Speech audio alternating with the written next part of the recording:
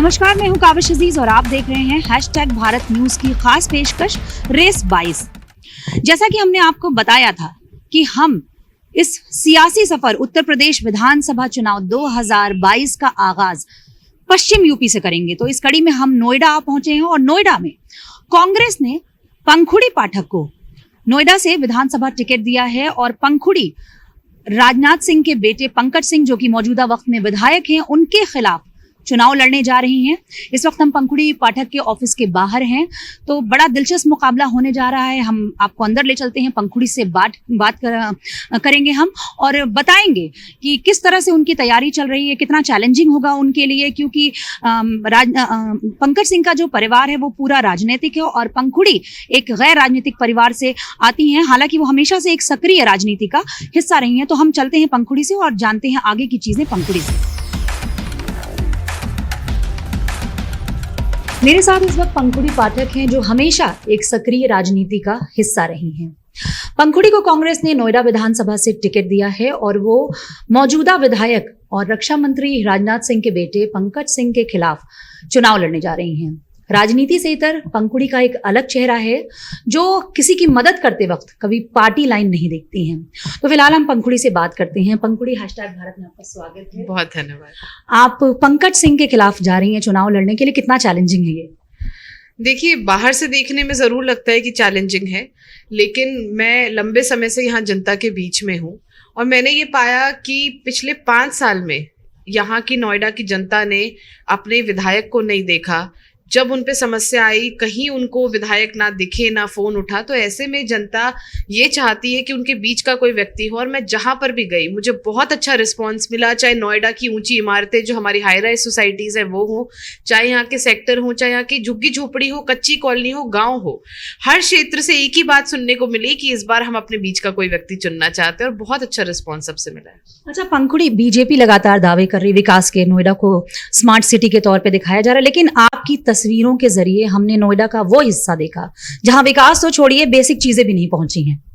देखिए, नोएडा जो शहर था, इसकी परिकल्पना कांग्रेस सरकार में हुई थी। सही मायने में अगर स्मार्ट सिटीज किसी ने बनाई है तो वो कांग्रेस पार्टी है। और नोएडा में बहुत विकास कार्य अनेकों सरकारों में हुआ, लेकिन दुर्भाग्य ये रहा कि यहाँ लगातार भाजपा के विधायक रहे जिन्होंने यहाँ के आम लोगों के मुद्दे नहीं उठाए। और उसका ये नतीजा है कि आज नोएडा में बहुत बड़ा क्षेत्र ऐसा है, आप सही कह रही हैं, आपने मेरी तस्वीरों में देखा होगा, क्योंकि लगातार हम इन क्षेत्रों में काम करते हैं जहाँ पे रजिस्ट्रियां तो हुई हैं, जमीनें नोएडा अथॉरिटी ने रजिस्ट्री कर दी, लेकिन वहां बिजली, सड़क, पानी जैसी मूल सुविधाएं नहीं दी हैं। लोगों ने अपने पैसे से खंबे लगाए हैं, अपने पैसे से तारे लगाए हैं, लेकिन सरकार बिजली नहीं दे रही है। तो बड़ा दुर्भाग्यपूर्ण ये रहा नोएडा के लिए कि आज भी लाखों लोग यहाँ पे मूलभूत सुविधाओं के बिना जीने को मजबूर हैं। अच्छा, आपकी पार्टी की लाइन है लड़की हूं लड़ सकती हूं, तो अगर आप जीत जाती हैं तो एक तो महिलाओं के लिए क्या करेंगी, दूसरे नोएडा के लोगों के लिए क्या करेंगी? देखिए, मैं बहुत धन्यवाद देना चाहती हूँ प्रियंका जी का सबसे पहले कि हम जैसी लड़कियां जो लड़ रही हैं, हमें ये मौका दिया कि हम अपने क्षेत्र को और बेहतर तरीके से रिप्रेजेंट कर सकें चुनाव लड़के। महिलाओं के लिए बहुत सारे मुद्दे नोएडा में ऐसे हैं जिन पे काम करने की आवश्यकता है। सबसे पहले सुरक्षा का मुद्दा। यहाँ पे बहुत बड़ी वर्किंग क्लास है, महिलाएं यहाँ पे कामकाज के लिए बाहर जाती हैं लेकिन सुरक्षित महसूस नहीं करती हैं। तो पहले तो एक सुरक्षा का सेंस बढ़ाना है, उसके लिए स्ट्रीट लाइटिंग होनी चाहिए। यहाँ पब्लिक ट्रांसपोर्टेशन नहीं है। मैंने अपने मैनिफेस्टो में भी ये बात रखी है कि यहाँ बस सेवा होनी चाहिए, जिसमें कि महिलाओं के लिए वो बस सेवा निःशुल्क हो। और यहाँ महिलाओं के लिए कोई अस्पताल नहीं है। बहुत बड़ा क्षेत्र है, जनसंख्या बहुत ज्यादा है। मैं महिलाओं के लिए यहाँ पर एक सुपर स्पेशलिटी अस्पताल महिलाओं के लिए अलग से बनाना चाहती हूँ। पंखुड़ी, आपने सपा में भी काम किया, आपने कांग्रेस में भी हैं, तो क्या फर्क लगता है दोनों पार्टी में?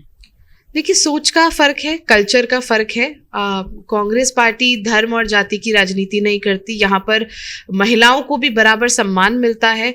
कोई आपकी जाति पर आपको, मुझे लगता है, नहीं आंकता या आपसे किसी तरह की जो भी, मतलब हर व्यक्ति यहाँ पर बराबर है कांग्रेस पार्टी में।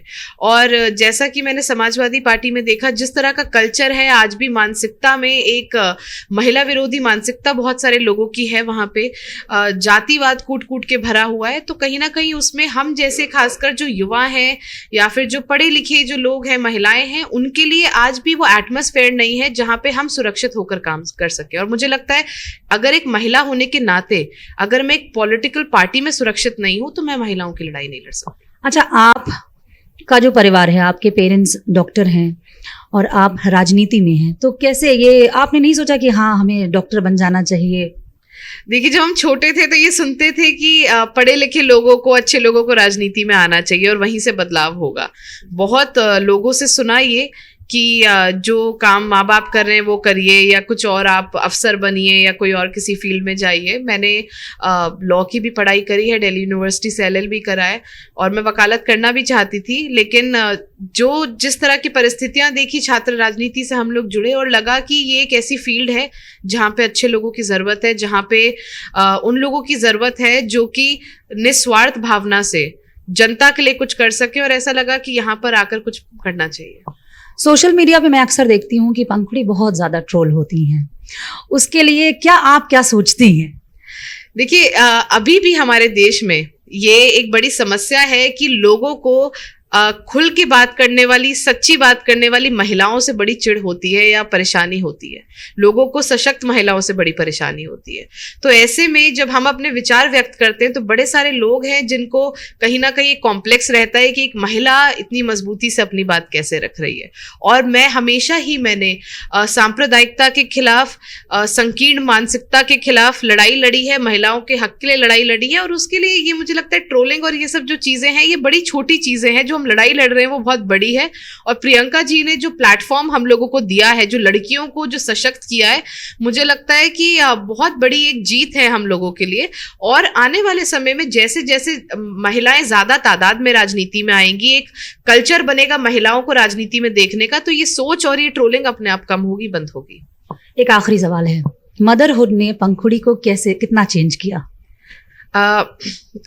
खैर, मदरहुड या फिर मतलब फादरहुड भी मुझे लगता है बहुत एक इंसान में बदलाव लाता है, क्योंकि बहुत चीज़ों को देखने का आपका नज़रिया बदल जाता है और एक बहुत बड़ी जिम्मेदारी होती है।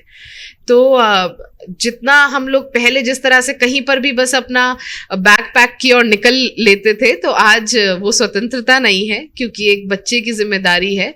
और कहीं ना कहीं मुझे लगता है कि उसने मुझे बदला है, मैच्योर बनाया है ज़्यादा, और ज़्यादा सेंसिटिव भी बनाया है। मतलब पहले भी हम लोगों के लिए सोचते थे, लेकिन अब मैं जब बच्चों को देखती हूँ, माताओं की पीड़ा देखती हूँ, जब मैं देखती हूँ कि कैसे महिलाएं अपने बच्चों को पढ़ा नहीं पा रही, तो मुझे लगता है मैं बेहतर तरह से और महिलाओं को समझ पाती हूँ एक मदर होने के नाते।